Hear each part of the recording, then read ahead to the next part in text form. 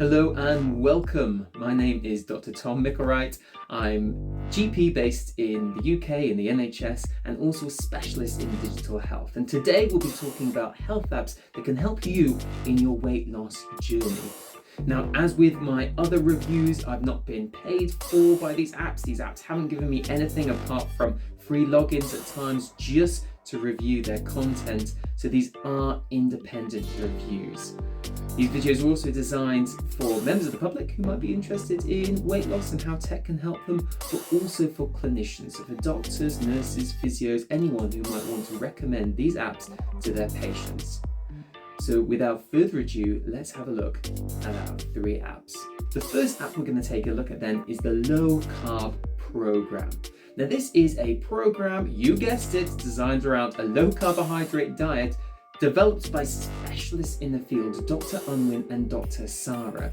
This program is fantastic for type 2 diabetics, but also anyone else who might benefit from radical weight loss attributable by cutting down on their carbohydrates.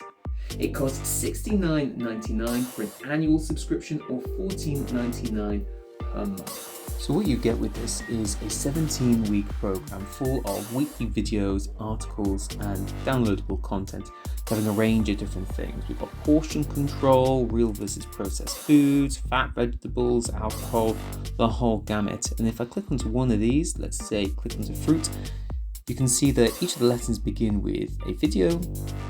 We have some written content that can be viewed.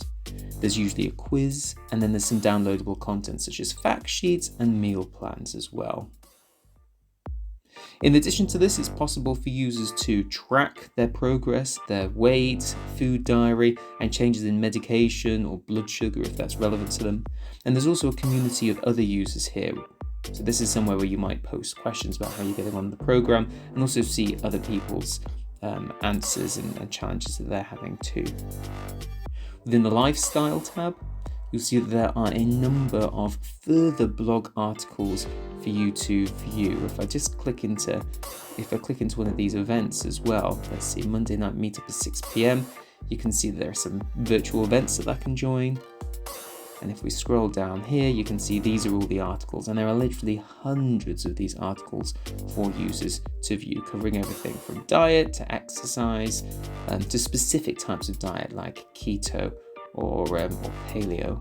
Now this app has a fantastic evidence base behind it. When they looked at users who had been using the app for over a year, they had on average lost 7.5 kilograms, which is pretty impressive. And 1 in 4 type 2 diabetics that use the program went into remission. Now it's worth saying that when you look at that evidence, actually they had pretty low completion rates for people passing through the program. So I think that kind of tells us that if you stick with it, it's good, but it's the sticking with it which can be a challenge. Overall though, I really love this app. I love how science-based it is. I love how methodical it is. I love that they've really made efforts to make it as accessible as possible with a mix of video content and written content. I think it's important to note though that this program probably isn't suitable for those that are taking medication that already affect their metabolism, so that will apply to some people with type 2 diabetes. And for that reason, it's also not suitable for those who have type 1 diabetes or insulin-dependent diabetes. So I'd say if you're one of those two groups, or if you're taking any regular medication, it's worth checking it with your GP before you go onto the low carb diet program. The next app we'll take a look at then is a very popular app. You might have seen adverts for it. It's called Noom. And Noom takes a slightly different approach in that it's very psychological and behavioral in nature, and that's the basis of their program. So it's great for users who maybe have tried the diet, tried the exercise, and really think that they need to work on something psychological, something internal to overcome their weight loss challenges. Now Noom comes in a number of different membership options. Its most popular one is a 4-month rolling membership, which comes in at about £35 per month. Now the first thing you'll notice if you go to the Noom website is that you have to complete quite a detailed questionnaire. And this questionnaire just kind of helps to identify what your needs are and what your goals are from doing the program.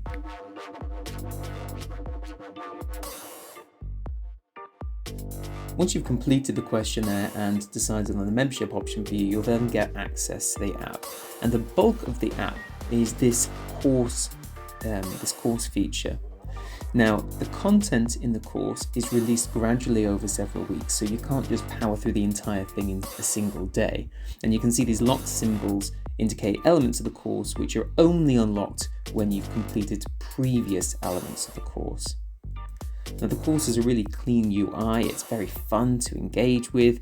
I think the language is really relevant and easy to understand. And you can see as well, it's quite engaging, it's quite interactive. There are quizzes to do, it will ask you polls and questionnaires, so it's quite fun to complete the course. And as I said, as you complete each part of the course, it'll unlock further elements of that week's material, but then you won't be able to access next week's until the time comes. In addition to this program, which is built on CBT and strong psychological principles, there are also some other behavioural change techniques that are employed within the app to help you in your weight loss journey. It's possible to track your progress. You can track your meals, steps, weight, and also a number of different metrics if they're relevant to you. It's also possible to see your progress over time. Again, another kind of behavioural change technique. And in addition, there are a lot of materials there that support and reinforce the messages within the educational program. So we've got some recipe ideas, and also in the My Library section, some additional reading material that can help with planning your weight loss. Importantly as well, within the messages section of the app, there's the ability to engage with a virtual coach. And Noom produce a lot of evidence showing the benefit of virtual coaching in supporting adherence to your weight loss goals. So if you download Noom, this is definitely something I would encourage you to engage with. Now, there are a few things I really like about Noom. I love the fact that the user interface is fun and engaging to play around with. I really like that they don't talk about good and bad foods, they just talk about calorie dense or calorie sparse foods, which I think is a really healthy way so we don't beat ourselves up if we have a calorie dense meal. And also there is some good evidence supporting its use. When they looked at Noom users, they found that 64% of those that were already overweight or obese lost over 5% of their weight. So that's pretty compelling. There are a few drawbacks, I think, to using the app though. Although they've got some great content in there, it's not referenced, so it's not completely clear who's always developed it, how often it's been updated, what kind of evidence or research they've based it on. And also for some of the blood pressure and blood sugar tracking, although not a core part of the app, it does seem to contradict some medical guidelines around abnormal and normal levels of blood sugar and blood pressure and when you should seek medical support. So I'd say possibly leave those parts of the app out of it. Don't use it for tracking blood pressure, blood sugar, but for the core psychological content, I think Noom is a fantastic app if you can afford it. The final app we'll take a look at then is called MyFitnessPal. Now, MyFitnessPal, it's got a premium version and a free version. And the core of the free version is a fantastic calorie tracking tool. Now, in my own clinical practice, I use this very often for patients who perhaps are frustrated that they're exercising, they're not losing the weight. And I think that actually what they might need is some key insights into what calories they're actually consuming on a day-to-day basis. And that's really where MyFitnessPal is a fantastic resource. Now it costs $39.99 a year or $7.99 a month, but as I said, a lot of the features you can access for free. Now the free version of the app gets you a lot of the really important features. You'll get access to this dashboard where you can see how many calories you've eaten and some of the basic things that you might be tracking, such as steps or exercise. We've seen that before.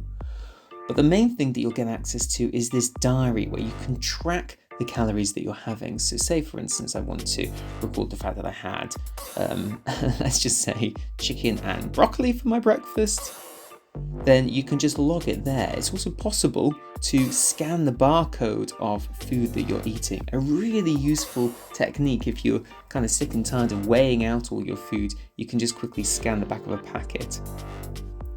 It's also possible to build your own recipes and meals. So again, if you're kind of having regular meals, let's say you commonly have overnight oats with yogurt and blueberries, and you're sick of kind of putting each item in, you might just build a meal and then add that single meal each time you're recording your breakfast.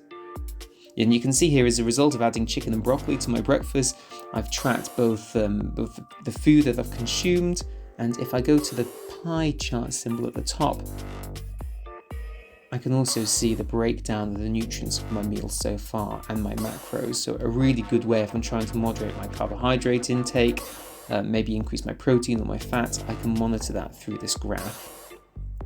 So you can just go through your day adding foods, either adding them individually by searching for foods, let's do broccoli again, or searching for meals or scanning barcodes, and you gradually populate your diary with all the food that you've had. You can see their goals. I've put in that my goal is 1,470 calories. It is possible to change your goal depending on whatever your particular situation is.